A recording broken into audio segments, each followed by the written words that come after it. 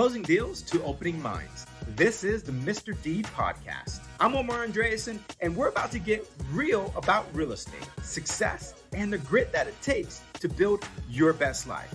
Let's dive on in. Hey everyone, welcome to another episode of the Mr. Deed Podcast Show. So today I am happy to have Mr. Jeremy Beland. He's actually a real estate investor, coach, and speaker specializing in off-market acquisitions and wholesaling. Now, he started this journey back in 2017. He's actually completed over 450 deals through wholesaling, flipping, and rentals, generating over 10 million in gross profits. He's actually the homeowner of NH Home Buyers in coastal Florida. So, Jeremy, I want to thank you so much for having us on the show. And it's interesting because, you know what, I know a lot of people ask about wholesaling, ask about flipping. So I love that you're on here, and I'm sure you're going to give us a lot of good nuggets that we can talk about. I'm going to try my best, brother. And I appreciate you having me on. And, you know, it's funny. I get still thrown in the word as a wholesaler because that's how I started my journey back in 2016 into 17. But although I do still wholesale today, I am more of an off-market acquisition specialist, right? My business model and what I teach is, yes, I'll teach you how to wholesale, and I love wholesaling, but I love to go get the great deals off market. And I wholesale the deals that I don't want. I keep the rest of the ones that I do. So the ones that you do want, what do you do with those? We look at every deal that comes in and what's the best for the business and me personally, right? So if we come across something that makes a good BRRRR property, obviously we're going to keep it and try to turn it into a BRRRR if the numbers work and we feel like it's a good property to keep long term. Now, if it's a really good flip, maybe, or a wholesale, I love to wholesale. And if people don't know what a wholesale is, we literally will buy the property, clean it, and throw it right back on the market with little to nothing to it at all. So we do a lot of that as well. And a lot of those tend to be really nice properties, like move-in ready houses on that would be probably better suited to list on the MLS with a realtor, but for whatever reason, they want to do business with us. We do a lot of that and things like that. So we like to take the properties down if we feel like there's a good return on that investment. And if there's not a lot of risk. Other than that, if we feel like the numbers are too tight, we feel like the project's too big. Up here in the Northeast, in New Hampshire, some of those houses may be really too old. We wholesale those to other people and let them deal with that stuff when we cherry pick the ones we want to keep. So you said something there that's lately been causing some controversy here the past few years, the MLS and NAR. So do you put a lot of your homes that you want to get rid of, do you use the MLS at all? I do. Yeah, I love the MLS. It was a strategy we started implementing with our wholesale deals late in 2018 from a previous mentor. So we do pre-market a lot of our properties on the MLS, whether we are going to wholesale them or take them down, as just trying to see which is the best exit strategy for us. But even if we're just straight up wholesaling, we do pre-market the properties. But there's certain guidelines and rules that you have to adhere to when it comes to that. And what I would recommend is you check in with your local real estate commission in your community, your state, and make sure your attorneys are drafting up everything. From all the states that we've done it in, it's all been legal and we've had everything vetted. But we typically market it as a double close. So basically, we're saying, hey, we got this property, we're getting ready to close on it in a few weeks. We're identifying an end buyer now to sell that property to immediately upon closing. So we're not like doing the contract per se as on the MLS, which in Las Vegas you can. We did it in Las Vegas, but that's the only place I know that you can do it. So that allows us to get more people on it. And when I started doing that back then, my wholesale deals went from an average of $20,000 assignment fee with my cash buyers list, which I had a big one at the time, still do, to $35,000 overnight just by the power of the MLS, because I can get more eyes on it, more people on it. And we treat our properties when we wholesale, and we create a disposition process where it's a lot like an auction. So we're driving all of the traffic into what we call an inspection walkthrough, which is more like a open house. Where it's a one-time showing where you can come in, see the property for yourself, do your own due diligence, bring your lenders, bring your partners, bring your contractors, whatever it is, come in, and we just say, here's the starting bid, offers are due next day, and we just get them bidding up. So MLS allows me to get more people in the door that way, which drives the price up even more. So I love the MLS. But Not all sellers like their property listed on the MLS. A lot of times that's why they're not going with a realtor and they want to go with a cash buyer. So if they don't want us to do it and we always get their approval in writing to allow us to. But if they don't want us to, that's why it's important that you have a big cash buyers list if you're going to wholesale, because we still want to try to get it in front of as many people as we possibly can. Yeah, that was you took the words right out of my mouth. Like, so if I came to you, I said, listen, I don't want to use the MLS at all, then how is it that you guys are promoting or trying to get as many eyes on there as possible? And you said you have a big cash list. Now, do you use any kind of like social media, any kind of YouTube, anything else, or you just go off your cash list that you have? We'll use some local Facebook groups that are real estate investing associated to market those properties. I believe in a really big cash buyers list. So when my students come into our coaching program, this is just how I was taught. So I'm really just teaching them how I was taught back in the day. When we get marketing up and running, I really want you to already have 150 cash buyers.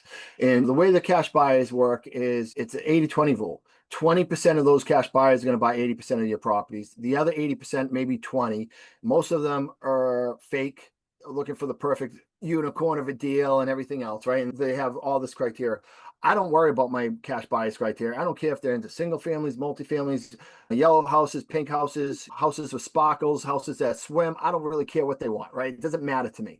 I'm not out there to find them the best deals. I am out finding the best deals, and I'm going to blast it to all my cash buyers.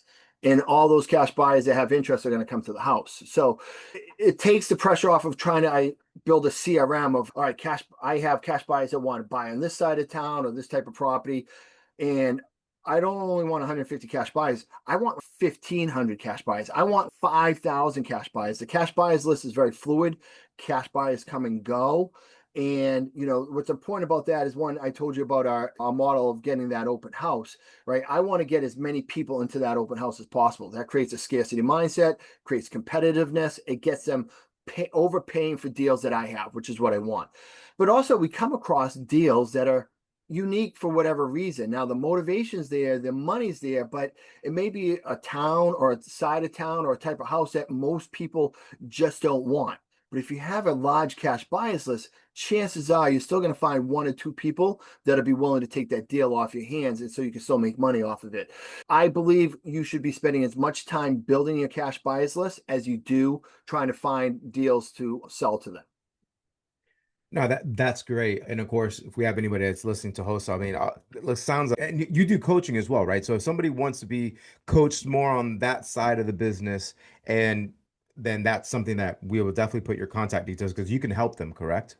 Yes, yeah. We have a coaching program, and I appreciate you bringing that up. We've been doing it for a couple of years now. We're not Pace Morby or anything like that. We're not this huge conglomerate of coaching, but we have, between me and two other coaches, we have close to about 1,500 closed deals under our belt. And we specialize mostly on the acquisition side, the sales skills. So you get a lead. How do you take that lead and convert it to a deal that actually closes, right? Not just a Mm. contract, but a contract that closes. A lot of people talk about how many contracts they get every month. They don't tell you about how many of those actually close. That's what's really matters there at the end, right?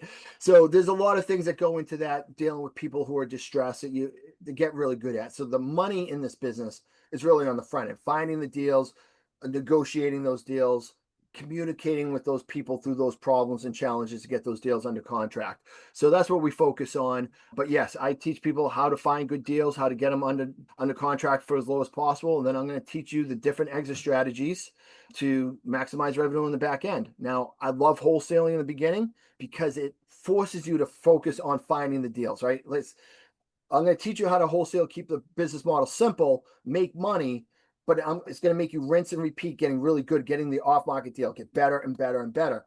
But once you get that, you're never going to just make a ton of money wholesaling. There's other ways to build better wealth, and sometimes that's wholesaling, using other people's money, flipping, using other people's money, buying rental properties and burning them using other people's money. So once you get the front end systemized and up and running, now that you have multiple exit strategies to do what's best for you and your personal goals.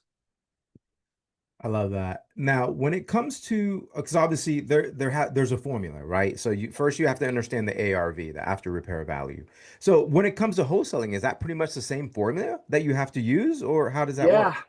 So I believe in the KISS model, right? Being in this business long enough, I like to keep it super simple. Analysis paralysis kills more dreams and more deals than anything else in this business, right? So the more information you get, the more people are going to get scared and not pull the trigger on anything. So rather than getting really into like, how much does a roof cost? How much does flooring cost? How much is anything? Like, I don't care about the maximum allowable offer. If anybody's listening, the old school method is ARV times 70% minus repairs. But I don't want my people learning how to become really good at those repair numbers. I really want them to focus on getting really good talking to sellers on the phone and in person. That's where the value is. And our model is lock it up as low as possible. Just lock it up as low as possible. That could be 50% of the ARV, could be 70% of the ARV. But we never know how much buyers are going to pay for a property. And it's really so, like when we market our properties, we don't market it with the ARV. We know what the ARV is before going into it, but when we dispo our properties and market it, we don't tell people how much the repair costs are. We don't tell people how much the ARV is. We want them to do their own due diligence. Here's a starting bid. The rest is for you to figure out. Because ARV, even though it's pretty close to being pretty consistent, it could be somewhat subjective still. And then on the other hand, like, it's irresponsible for me to decide how much a rehab is going to be, because somebody may be a one-person show who's doing all the stuff himself and is going to flip 2 houses a year. Another person may have 3 of his own crews. Somebody may be using a GC, right? Somebody may be just hiring contractors. Somebody may be putting lipstick on a pig. Somebody may want to build a Taj Mahal. I have no idea what people want to do. So I don't believe in any of that. So to answer your question, we just say lock it up as low as possible, but to keep it even simpler, best case scenario, if it's a wholesale burr, like a flip, try to be 50 to 60% of that ARV. That's a good, safe place to be. So if it's a $400,000 ARV, somewhere around 225 is a really good place to get that property under contract. Now, if you can't get it lower than 250, I'm going to tell you to lock it up, because you may find a buyer who's still willing to pay 275 for it. And then when it comes to wholesales that are more turnkey ready, I say anywhere from 70 to 80% of that ARV is a good number to be. You're the first person, the first investor that I heard that actually talked exactly. You kept the bullshit out and just kept it simple, because you're 100% correct. Today I had a conversation with somebody about one of the properties we have on the market, and I was at and I we they kept on getting stuck on the price. I said, listen, at the end of the day, here's the thing. You can say whatever you think this house is worth. I can say whatever this house is worth. You're going to come up with a different price than I will. The appraiser is going to come up. If you have 2 or 3 appraisers, they're not all of them are going to come up with the exact same price each time. I said, but what matters the most is it's that buyer who sets that price. That buyer is going to say Exactly. this is worth X. So it doesn't give two shits what we say. It's the buyer. That consumer is going to say this house to me is worth this much, and this is how much I'm going to pay. Yep. And hey, seller, you might get hurt, but at the end of the day, let's think about it.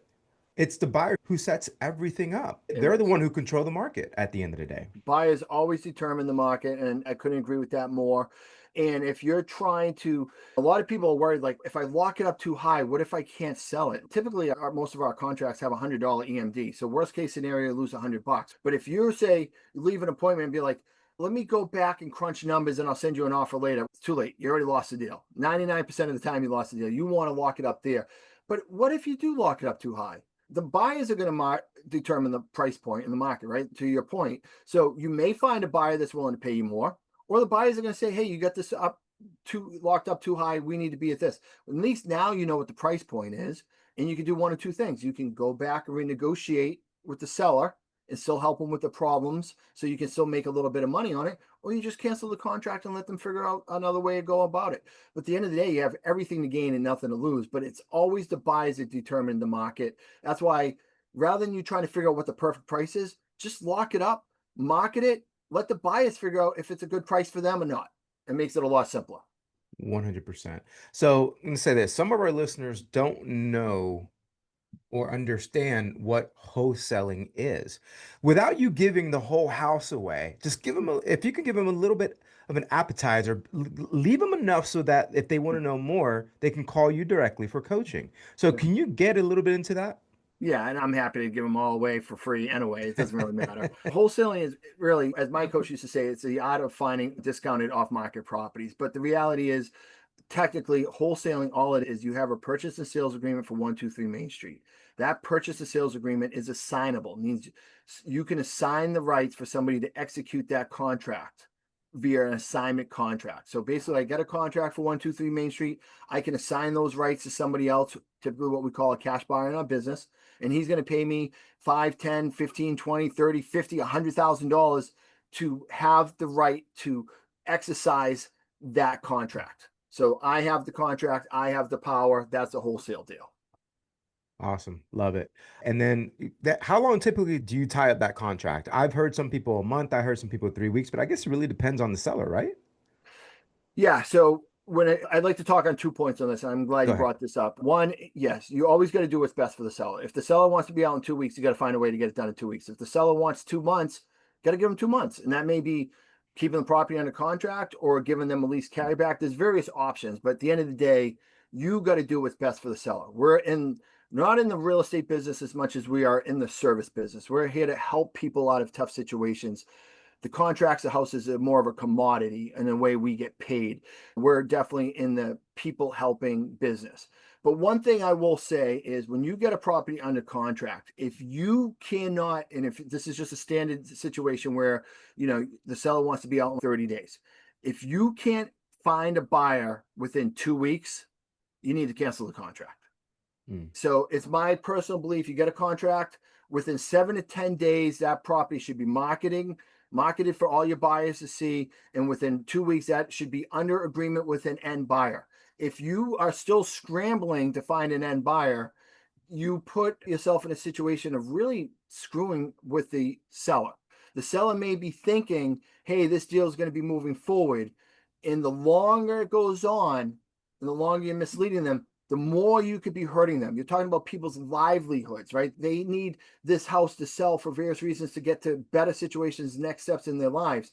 And way too many people lock up deals only to tell them in the 11th hour, sorry, I'm not doing anything, or even worse, just ghost them completely, leaving them high and dry.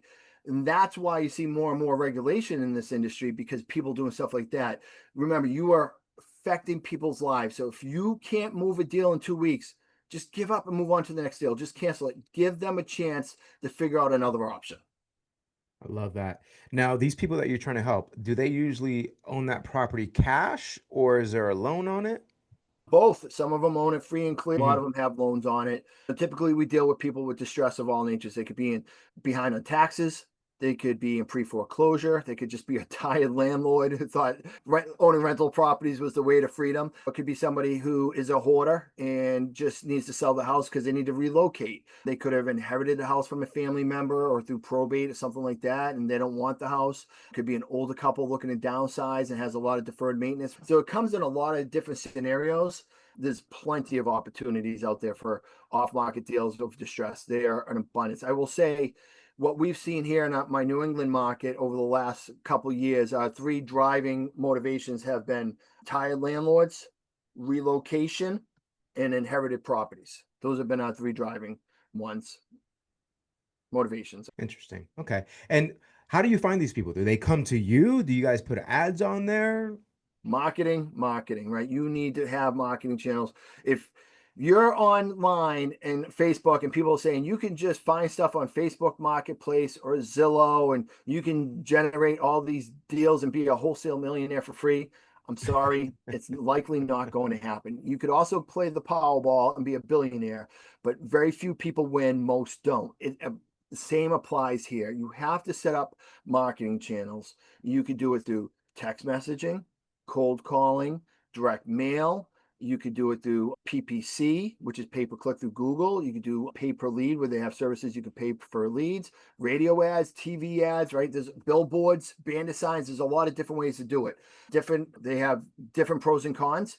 What works great for one marketing channel and one market may not necessarily work in a different market for somebody else. So you have to test everything. But for me personally, most of our business today in New Hampshire, we have a huge database because we've been doing this for almost 10 years. We work a lot out of our database, but also we do TV commercials, SEO, which is search engine optimization. We're number one in keywords pretty much around here for many years because I've been doing it so long, and pay per click. Google pay per click. Those are really our four marketing channels where we generate most of deals outside of realtors. We have a lot of relationships that continue to grow with realtors and wholesalers and things like that here locally because we're so experienced and brand recognized at this point. Love that. So let's put it this way. Okay, I'm a cash buyer, but I look at the property, I love it, but I need to probably look at some creative financing deals or financing options. Is that something that you guys say, hey, listen, all right, this might be your first one that you're buying as a cash buyer. Here's a little do's and don'ts that we can give you or help out, or you're just like, no, you go have fun with it. We're out. Bye.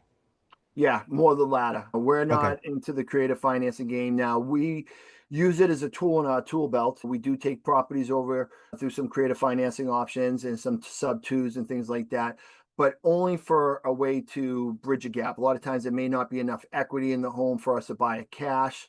So we'll maybe take over some mortgage payments or create some creative financing on the other way. But those are few and far between. We do it, but not often. I am definitely not a coach in that aspect. And there's people that know more about that than I do. But for our cash buyers, yeah, you're bringing cash to buy our deals or moving on because I want the cash. I have my rental properties for cash flow. I don't want cash buyers money for that kind of stuff. But if we came across a property where we could take over owner financing, right, or seller financing, let's just say the seller was willing to give us like a 10-year note, I probably want to sell it to a cash buyer. I'd probably just turn it into kind of a rent to own situation and do a sandwich lease or whatever those terms are called. But again, I'm no expert in that. I would have to call my coach and say, hey, can you walk me through this a little bit? Love it. So I gotta ask, what made you want to go down this path? Oh man, it's a really long story. I grew up very poor and I came into this world with a single mom and we were on welfare as a kid and she struggled really hard until she met my dad and stepdad. And then my stepdad ended up losing everything when I was a young teenager, starting his own business. So we went through foreclosure and bankruptcy. And I always just knew like I was just either in poverty or just on outside of poverty most of my life. And then I didn't graduate high school. I didn't go to college, and I was just a punk kid, right? Hanging out in the streets, doing nothing good because I didn't really have any good direction in my life. And I found myself in my 20s as a high-rise window cleaner in Boston, and I started getting into health and fitness, what led me to like playing adults tackle semi-pro football. A friend of mine got me a sales job from there, selling fax machines and copiers and printers like that, business to business. And it turned out that I was pretty decent at it, even though I never did sales before. I never even owned a tie until that point. Then I got into selling cleaning service and things were going pretty well. And then I just ended up losing everything in the Great Recession, 2008, 2009. I was learning about real estate investing then, read Rich Dad, Poor Dad, and I was trying to learn what I thought was wholesaling at the time, which wasn't. And I was on the brink of foreclosure and bankruptcy back then too, because I was out of a job. My house was upside down. I was on the brink of losing everything, and I had two young kids, and I was spiraled into depression. I was suicidal and everything, and there was no hope. The only people getting bailed out back then were the banks. But I knew enough to reach out to a real estate investor who came in and saved my ass. And he basically gave me a reset button in life. And he came in and he short saled my house, allowed me to avoid foreclosure and bankruptcy. With that, I ended up going into the Air Force at 33, almost 34 years old to reset my life. I was in basic training with a bunch of 17-year-old kids. My nickname was Gramps because I was twice as old as them, right? And that was back in 2010, 15 years ago. And but I went into the Air Force, started rebuilding my life, came back out, got divorced. And then I found myself at 40 years old or approaching 40 being like, man, I'm making six figures again, but I'm living paycheck to paycheck. I don't really have any retirement. What if the owner of my company dies? What if he sells? What do I do if this happens again? I wanted to take more control. And that's when I started really getting into listening to podcasts as I was a traveling salesman at that point around the country. And I came across Tom Kroll, who had Wholesaling Inc. And if you guys don't know Tom Kroll, he was a coach back in the day and he was very dynamic and he was like, bang, and he'd be hitting this bell and being ding, and he was just like, bam. And he just had this magnetic personality and he taught you how to wholesale. And knowing that I didn't have money to flip houses, I didn't have money to buy rentals, I didn't have money to do anything. All I thought was wholesaling will be my lowest cost, my lowest barrier of entry to get into real estate. But I still needed money to do that. So I ended up at 40 years old, September of 2016, as I am recording this here in October of 2025 at 49. I sold my house and moved my kids into an apartment. I only owned this condo for about 2 years. I took the equity of that house. I took $11,000 of that equity. $5,000 went into the coaching program. $6,000 went into my initial marketing spend. And while working a full-time job, I started a wholesaling business. Got my first deal in 30 days. probably can't see it too much, but this is my first check, $5,000 in 90 days, did 10 deals that first year and built the foundation. My girlfriend at that time quit her full-time job, started coming on. Next year we did 25 deals, and then we did 35 deals, and then we're $1 million business, and we went into different markets. And as we stand here today, wrapping up 2025, I have a sales guy who just completed his 206th closing with us. I have done almost we're going to probably hit 500 before the end of the year and $12 million in profits. None of that would have ever happened if, one, that real estate investor back in 2009 didn't save my ass and gave me a reset button in life. And two, I didn't have the guts to sell my house and start wholesaling. And that's what we did for the first couple of years. We wholesaled, and eventually we turned into cash buyers, and we learned how to use other people's money. And I always invested into more and more coaching and learning, and my team as well. And we just continue to try to get better and better and better in time, consistency, and education. And massive perfect action just results with more and more accomplishments over time. I love that, man. That's powerful. That's very powerful. And thank you for your service as well. Well, thank you, As brother. I well. appreciate that. All right. So two more questions. All right. Yeah. So what advice would you give somebody right now for any new investors trying to enter what you're doing? Because what I was gonna say 2025, but hell, 2025 is pretty much done. Yeah. Right. 2026. Let's say somebody's listening to this podcast right now and they're like, you know what? I like Jeremy's story sticks with me. He goes, I need to do something like that. What advice would you give that person right now? Yeah. And this is going to probably sound biased because I'm a coach, but I honestly do believe in coaching. And I would tell you this advice before I even became a coach. And honestly, I never thought I'd become a coach because I think a lot of the coaches out there are, I don't like the type of people that they are. And I never Mm, want to be that kind of person. But there's a lot of great coaches out there as well. You need some guidance. And that's my personal belief. Guidance is going to be your fastest path to success. And it costs a little bit of money, right? So you can't think that I just want to start wholesaling and I need somebody to teach me for free and I'm going to just generate leads for free. You don't have to need a ton of money, but you need some money. And a lot of people will be like, I don't have any money. I could tell you that my high school daughter, when she was 18 years old, while going full time at high school, working a part time job, she was able to save $10,000 buying and selling things on marketplaces, a side hustle. She could have taken that $10,000 and started a wholesaling business. In today's day and age, you can sell on Facebook Marketplace. You can do DoorDash. You yeah. could do Uber. You could do Lyft. You could do many of those different things, right? There's many side hustles you could do to save some money. Save some money, a few $1,000s, get a mentor, get some money for marketing up front. Between those two things, that can change your life. Guidance and some marketing in the beginning to get your first deal in 3 to 4 months, proof of concept, build from there. A year, you build your foundation. 2, 3 years, you build a business. 5 years, your life is forever changed. Yeah, I love that. You said it perfectly because a lot of people are so many people are against coaching for I know. whatever reason. And then when you think about it though, you have professional athletes who get paid millions or billions of dollars and guess what? Some of them have of course they're going to get coached by somebody, number Yeah. 1. Number 2, some of them have coaches for everything else in life that they do. Yeah. And then you got the human being that wants to get into real estate of some form and they're like, no, I don't want to pay $500 or $1,000 a month for coaching because you know what? I can just watch YouTube and just do it Yes. on my own. I Yeah. could read this book and do it on my own. Yeah, you could. You could, but here's the thing.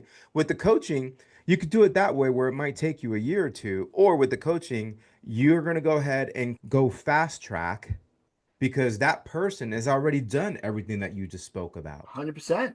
So what you're 100%. doing is you're paying a little bit extra for that college degree, if you would like Yep. to call it that, Yep. just to make sure that you're set up for success.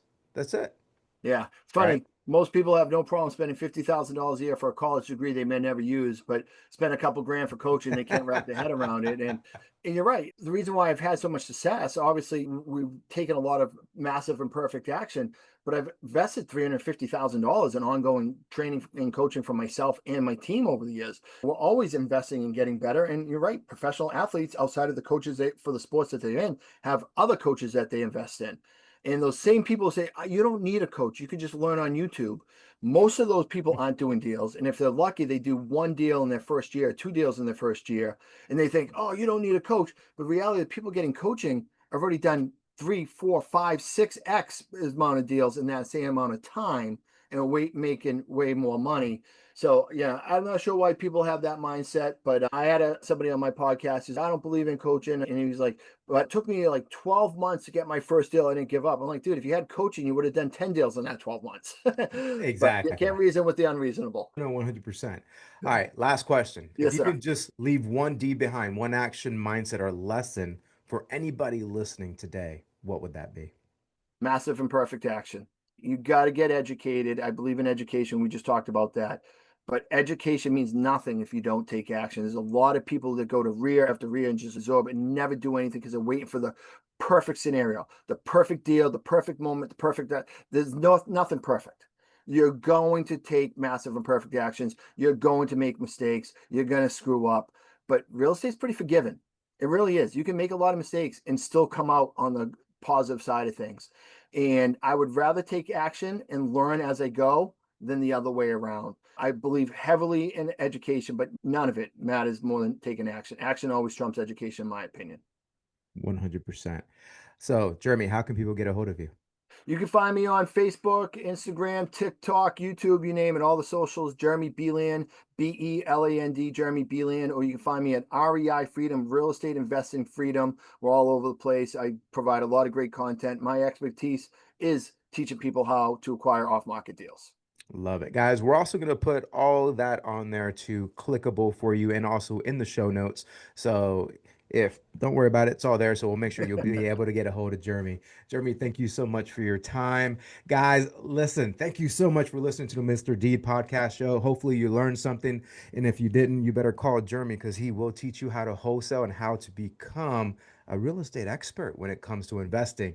My name is Omar Andreasen. I am also known as Mr. D. Listen, action builds empires. Stay focused, stay hungry, and sometimes give life a whammo. Thank you, guys. Stay blessed.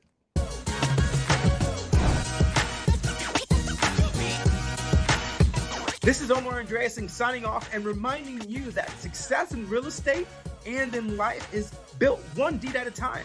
Until next time, keep it real, stay sharp, and don't forget to give life a big whammo and keep moving forward.